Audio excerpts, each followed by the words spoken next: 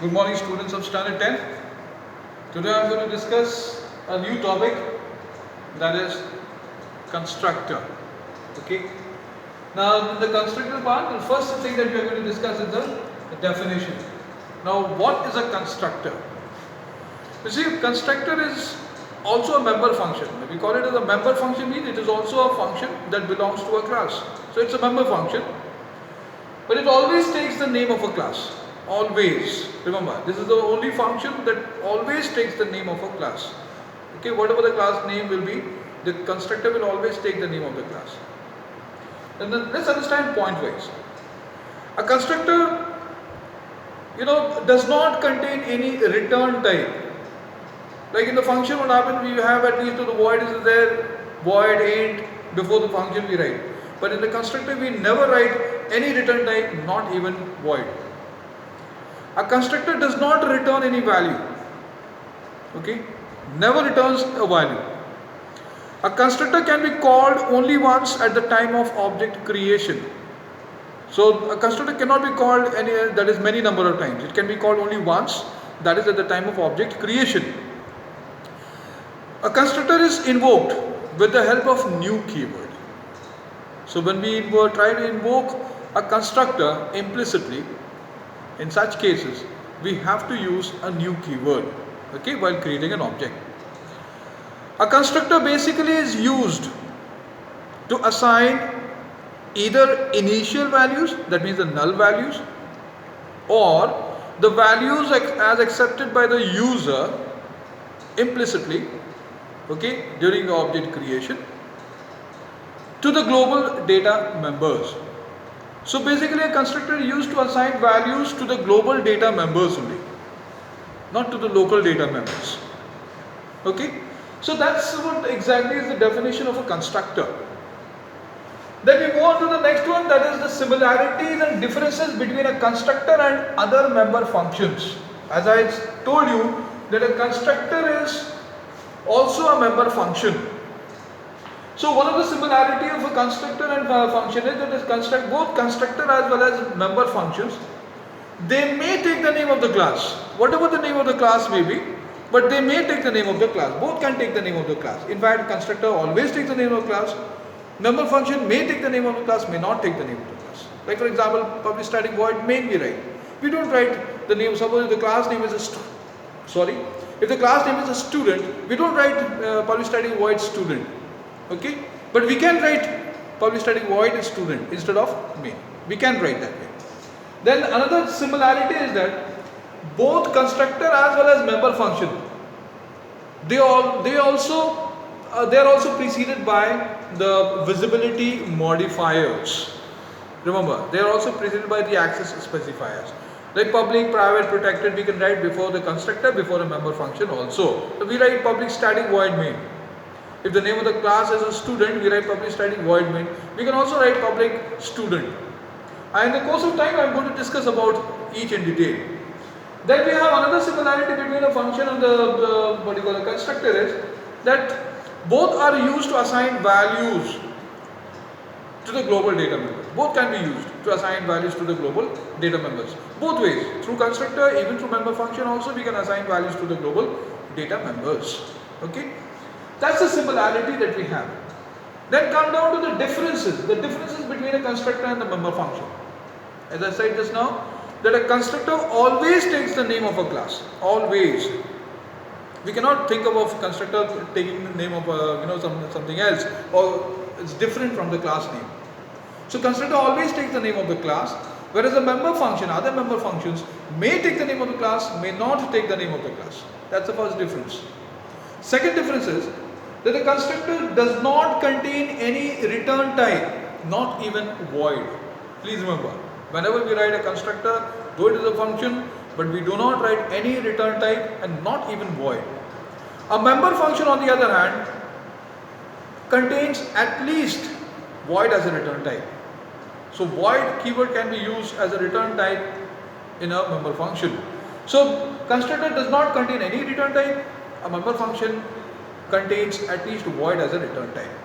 The third difference is that constructor does not return any value, never returns a value. Please remember, Whereas a member function may return a value in case of pure function and may not return value in case of impure function. Then next difference is that a constructor can be called only once, whereas a member function can be called any number of times. Then perhaps the last difference is that a constructor is invoked by new keyword, whereas a member function or member methods are invoked by the objects. So with the help of objects we are able to invoke the what you call functions. You might have seen in the earlier classes, in the earlier sessions, like ob dot input, ob dot calculate, ob dot display. We have been writing that ob word is an object that we create of a class. Okay, so with the object we are able to implement, we are able to invoke the functions, but with the new keyword we are able to invoke the constructor. So that is the biggest similarity and the difference between vertical constructor and the member functions.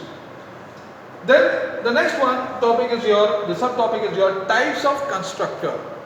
We have the first one, that is a non-parameterized constructor. Okay, the non-parameterized, as the name suggests, there is no parameter, there is no argument. That means a constructor without any parameter or without any argument is called a non-parameterized constructor. In this we are going to study one more thing, that is your default constructor. Default constructor is also a type of non-parameterized constructor. Please remember, it is a subset of non-parameterized constructor. However, a default constructor is basically used to assign initial values only to the global data. Okay, it is used to assign only the initial values to the global data. It does not assign any other values. It assigns only the initial values to the global data members. That is the difference. Whereas other non-parameterized constructor can assign any other value as accepted by the user. Okay, so that is the biggest difference between a default constructor and a non-parameterized constructor. Though default constructor is also a type of non-parameterized constructor. Let's just see the the examples here. The program. I am going to illustrate this non-parameterized constructor with the help of an example. I have taken an import space java.util.star, class name npara, which is the name of the string class. Static scanner sc equals to new vertical scanner system didn't created an object here. Int x comma y. Now these are the global data members or instance variables. Npara. You see over here, I have not written any return type. Now these are the three examples that I have given. Three examples of your non-parameterized constructor. So in the first case, the non-parameterized constructor contains x equals to 0, y equals to 0. That means the initial value. Therefore, this particular constructor is a default constructor. Then what happens? When you click this one, and then what happens? There is another one that you notice over here. The second one, that is npara, again I have taken, which is also a non-parameterized constructor. X equal to 5, y equal to 10. We can assign values within the program, within the function, within the constructor itself. Another way of doing it is, so any one of them you write while you are executing. Any one of them. That's why I have given all the three examples I have given. Npara open close bracket. Now system dot println and enter two integers, x equal to sc dot next int, y equal to sc dot. That means here the npara is a constructor which is used to accept the values as given by the user.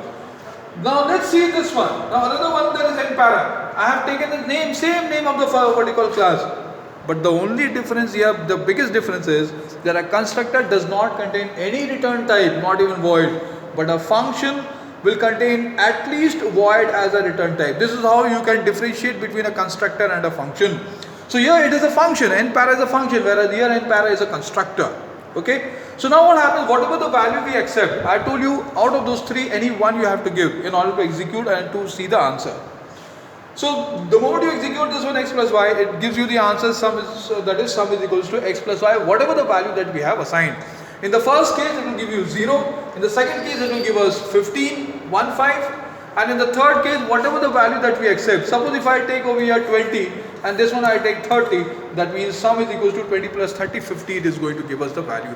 Three values will give us. Okay, the value that we set. Then the next one we move on to is your a parameterized constructor. Okay, parameterized constructor, that means the constructor that contains parameters. Okay, the constructor that contains parameters. So a constructor which contains a parameter is called a parameterized constructor. So in the parameterized constructor, what happens here is, so how it derives the value, how this x and y gets the value? It gets the value through a and b. So a and b in turn gets the value from somewhere. Now I am going to give you that example there. So class name is para, so the same name of the class, so it is a constructor, it is a parameterized constructor. Therefore x equal to a, y equals to b. That's it. A simple parameters based constructor there. Then void para. Now there is a difference between para and void para, because as I said just now, that a constructor never contains a return type, not even void, whereas a member function contains at least void as a return type. So that's the biggest difference between the two here. Okay, so this is how here it is a function, whereas here it is a constructor. So just in order to show you the basic difference that I have given you, given the same name, that's in order to make sure that even the name function can also take the name of the class. But the only difference is how it is different from constructor is that it does not contain a return type. Sorry, it contains a return type. Constructor does not contain any return type, not even void, whereas parameter function will always contain a return type, at least void. Then what happens now in order to invoke? See, look at here. At this juncture, we can see another difference. Para OB equals to new para, and remember till date we have not written any value. This is the first time that we are writing. That means this is called implicit call. Implicit call to constructor. This is known as implicit call to constructor. So here what happens? 5 goes into A. 5 goes into A value goes into X. This is what happens.